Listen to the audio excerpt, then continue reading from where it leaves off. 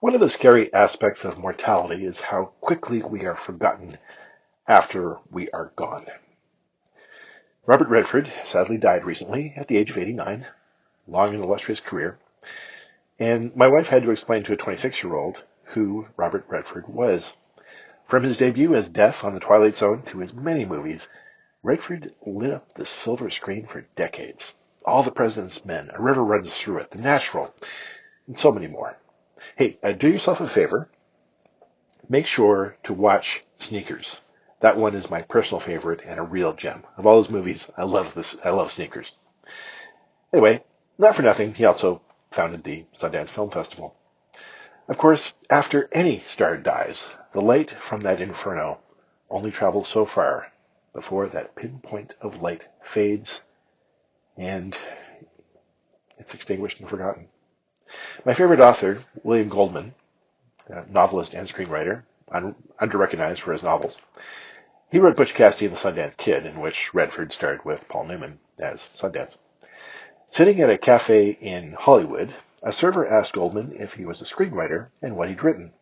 This, I guess, was before The Princess Bride, but after a long string of hits. Goldman answered that he'd written Butch. And that's all he said. A waiter at a fancy cafe in Hollywood from a previous generation would have instantly recognized that they were in the presence of a screenwriting legend. Not so with this one. Instead, the young guy had no idea what Goldman meant or what he was talking about. To his credit, Goldman accepted his coming irrelevance with grace.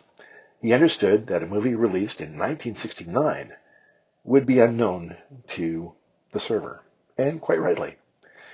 I worked in a video store all through my teen years. My dad owned a video store, so I saw everything of a certain vintage and beyond. All things, even great things, disappear into darkness, eventually lost to memory and even record. Whether or not mortality bothers you, there is another related phenomenon that's coming. I'm talking about the digital dark age.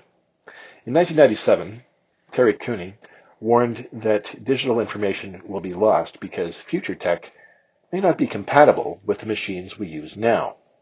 We got a glimpse of this recently when the Doge audit team failed to understand the COBOL programming language that is used in the computers in the U.S. Social Security Administration. Dire results ensued. COBOL was created in 1959, long before any of Doge's muskrats were born. It still works, and Doge's reckless plan to rewrite the SSA's vast systems put every American citizen's information at risk. The danger of rushing to rewrite hundreds of thousands of lines of code, it still remains. Preserving systems and making them forward compatible is one solution to the problems of the digital dark age. As for our human mortality, no matter how bright we may shine in life, it is very difficult to be much more than fleetingly remembered. To say the least, mortality annoys me. I can't imagine a universe without me in it, though I suspect the universe will get over it pretty quickly. A more healthy, mentally healthy individual would tell you that the brevity of our lifespans only underlines the increased value of the time we have, of each day we still breathe. If you're watching this, you're alive. Enjoy it while it lasts. I'm suspense writer Robert Chaz Chute, and my hope for a legacy resides with my children and my books. Sometimes those things are interchangeable.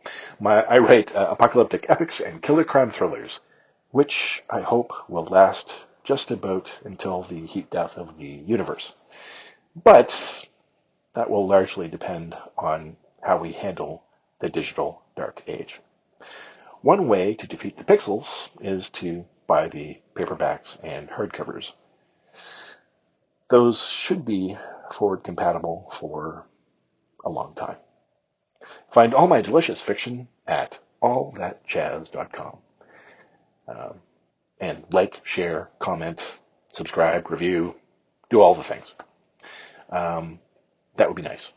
Thanks.